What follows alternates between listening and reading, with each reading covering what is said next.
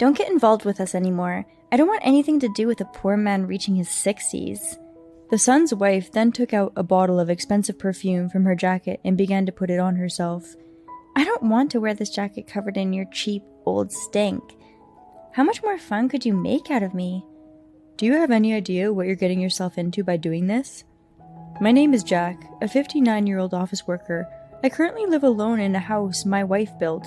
My wife passed away a few years ago due to illness. My wife had just retired, and we were talking about the two of us going on many trips together, but I was quickly left alone. We had a beautiful son, Kevin, who is now 28 years old, independent, and working as an upstanding member of society. Dad, I'm home. Welcome home. Thank you for coming home every New Year's. I've been lonely every day since your mother passed away, so it's great to see you here. I'm glad to hear you say that, but Dad, are you going to live here by yourself forever? I know that this house is full of memories with Mom, but it is getting old, and I think you should buy a new house. I agree, but I love this house, and I don't think I'm ready to leave it now. My son has been very concerned about me lately. Perhaps he is worried about what I will do if something happens to me, because I will be turning 60 soon and getting older and older. I am very happy that my son has grown up to be a kind-hearted person. However, in this day and age, there are many people who are healthy, even at an advanced age. I am still on the young side. I'm still healthy, and my mind is still sharp. If you bring home a wife, I'll think about it, I teasingly said to my son. My son was actually embarrassed and told me that he was going to marry his girlfriend. I was taken aback by the unexpected timing of this news. Why are you telling me something so important now? No, you just said something strange before I had a chance to tell you. I see, I'm sorry, but congratulations. I'm so happy for you, son. Yeah, thank you. I couldn't be happier that my son was finally getting married. I said, let's celebrate, and went to a fancy sushi restaurant with my son. While eating delicious sushi, we talked about my son's marriage, my wife's and I's wedding, and other nostalgic stories. A month later, my son came to my house with his fiancée. Nice to meet you. My name is Jennifer. My son's fiancée, dressed in an eloquent gown, bowed politely and greeted me. Welcome to our home. Please come up, I said, and held a pair of slippers for her. At that moment, I thought she hesitated to put on the slippers for a moment. But then, thank you very much. She put them on and walked with me to the living room. I thought I was imagining things, so I sat her and my son down at the dining table and immediately prepared tea cakes for them. From then on, I heard many stories about my son and her. Jennifer is an elite businesswoman working for a major company, and she told me that she and my son met at a blind date. What attracted you to Kevin? Hey, what's the big deal, Dad? What? What's the problem? It's embarrassing. Smiling at my son's embarrassment, I looked at Jennifer. Then she said, Of course, he is a cool person, but he is also an independent member of a society. I see, so that's the part of what attracts you to him. My son blushed when his girlfriend praised him. I was relieved to see that they seemed to love each other and get along well. While I was thinking about this, Jennifer asked me a question. What university did you graduate from? I started working right after I graduated from junior high school. After junior high school? I started working at an inn. Oh, I see. By the way, what kind of work did your late wife do? My wife was an architect, and she built this house. Oh, is that right? I was concerned that Jennifer's attitude seemed to be changing. What, did I say something wrong? I asked her, and she replied, No, nothing. And we switched to a different subject. My son was standing next to her, so he didn't get a good look at her face, but I could see the cold expression on her face. I heard that she graduated from a famous and difficult university, so maybe she has a prejudice against middle school graduates like me. Well, my son also graduated from a good university, and besides, he works for a major company, so I don't think she would be disillusioned with my son. They seem to get along well, and if I don't get involved with her that much, she will be a great wife. I felt a little disappointed, but marriage is my son's business, and I decided to let it go quietly. Then my son and Jennifer got married without incident. The wedding was a very nice wedding, and they also went abroad for their honeymoon, stayed at a luxurious hotel, and seemed to have a good time. It seems that his wife will continue to work after the marriage, and they will be working together. His wife's income will be used for school expenses when they have a child and to save money for retirement. If she can't afford that much, she must feel quite secure. I concentrated on my own life, not worrying about anything else. About 6 months later, I received a call from my son. It was about my 60th birthday celebration. Jennifer made reservations at a nice restaurant, and the three of us are going to celebrate. I was surprised to learn that my son's wife had gone out of her way to do such a thing. Perhaps I was mistaken about the change in her facial expression at that time, and she was simply thinking about something else. I was thinking that I would be celebrating my 60th birthday alone, so I was grateful enough to have my son and his wife spend time with me, and so I waited at home on the day of my birthday. My son and his wife drove up to pick me up, and I got into the car. Jennifer looked at my clothes with a surprised look on her face. Were my clothes strange? Or was it surprising that I had clothes appropriate for a restaurant? I don't know. "Happy birthday," my son said happily, so I didn't have to think too much about it. Soon after, we arrived at the restaurant. We were shown to our seats in a private room. After listening to the two of them talk about their recent activities, the food was brought out and we enjoyed our meal. But halfway through the meal, Jennifer said, "Wow, you have surprisingly good manners." I could hear her whispering to herself in a mocking tone. This is a private room, and she was obviously talking about me. I decided not to pay attention for now and concentrated on my meal. Later, a dessert plate with a message to celebrate my 60th birthday, which my son had ordered from the restaurant in advance, was brought out. My son then presented me with a red-collared branded bag as a gift to celebrate my 60th birthday. I was so happy that I was a little teary-eyed. "Thank you." "Yes, thanks to you, Dad. I have grown up to be this big. Thank you very much for everything you've done for me, and I wish you all the best in the future." His warm words and smile made me cry again. It was a wonderful time for me. I also thanked Jennifer for reserving this restaurant for us. After dinner, Jennifer drove me home, the same way she drove me to the restaurant. I decided to ask them to come up to my house to thank them for their hospitality. I got a nice cup of coffee. "Would you like a cup?" I said, and my son happily said, "I'd love a cup of coffee," and invited Jennifer to come with him. Jennifer agreed, but her face was a little pale. I put the coffee I made down in front of them. My son said, "Dad, you are really good at making coffee, aren't you?" He drank the coffee with a delicious smile on his face. Jennifer, on the other hand, was taking her coffee slowly, a little at a time. "Kevin, we should be going soon." "Oh, it's already this late. See you later, Dad." "Okay, thanks for everything today." I saw them off and closed the door. Not a minute later, the doorbell rang. I opened the front door to find Jennifer standing there alone. Hey, what's up? Did you forget something?" I asked her, and she said she had forgotten to tell me something. "What on earth is wrong?"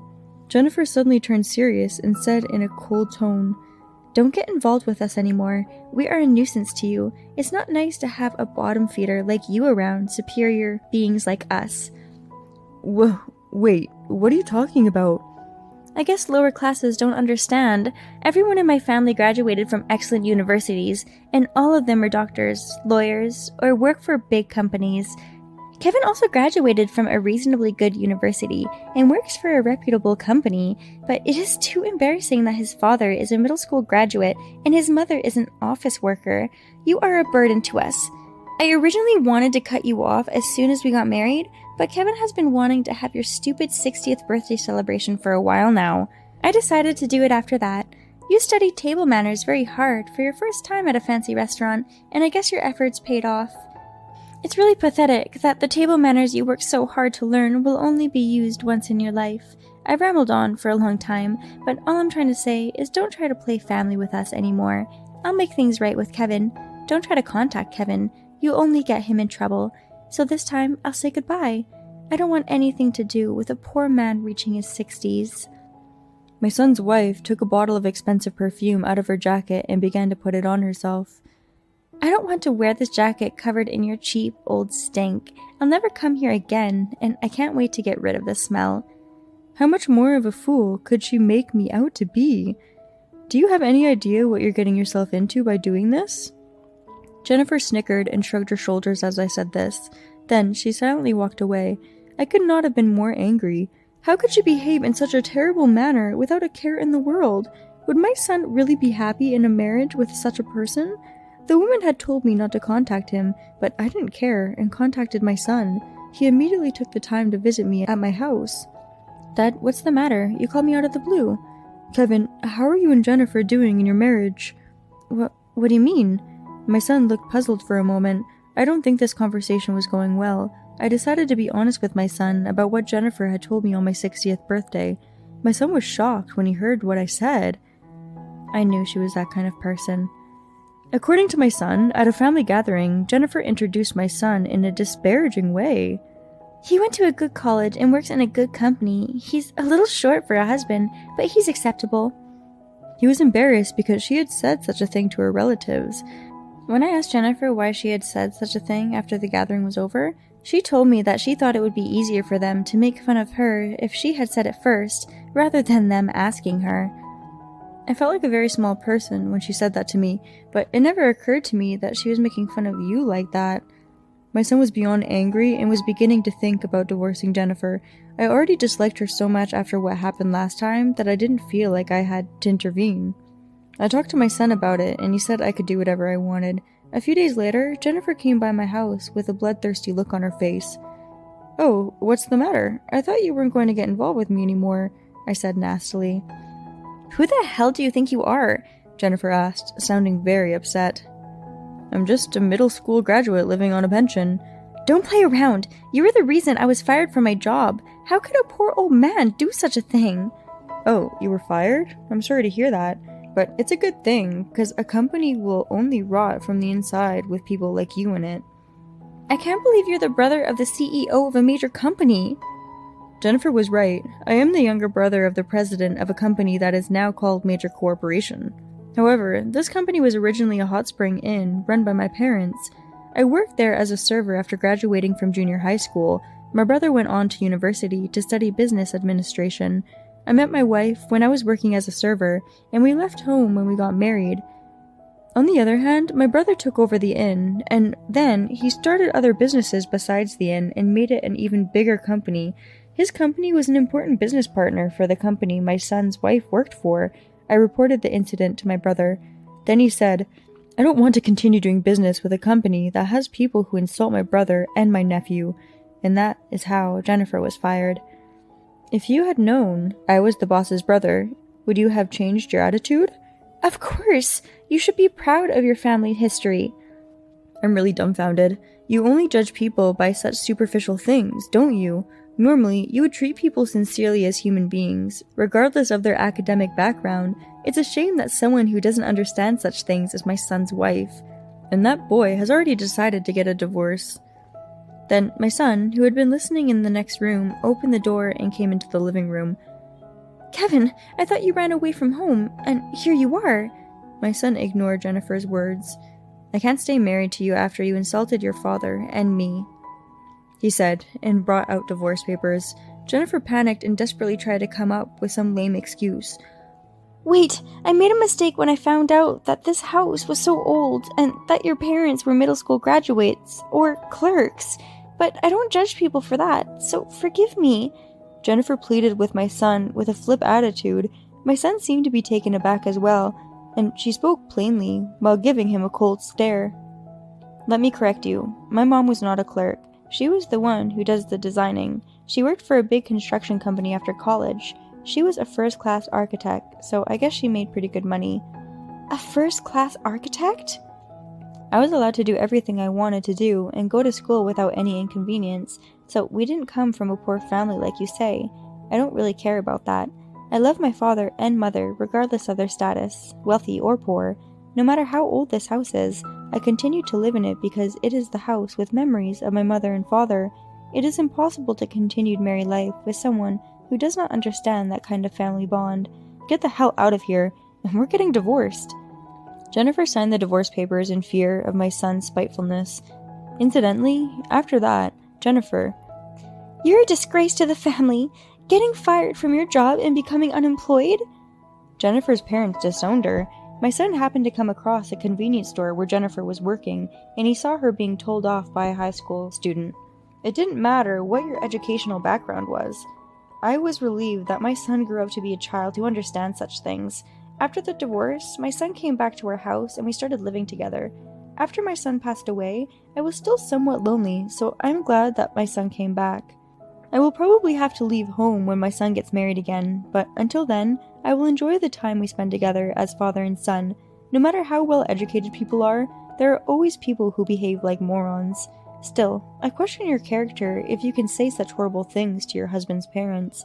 I think that your son was right to divorce such a woman. I am glad to see your son has grown up to be a fine adult. I hope you and your son will enjoy your life together for a long time. Thank you for watching. How did you like today's story? Please subscribe to our channel. See you in the next story.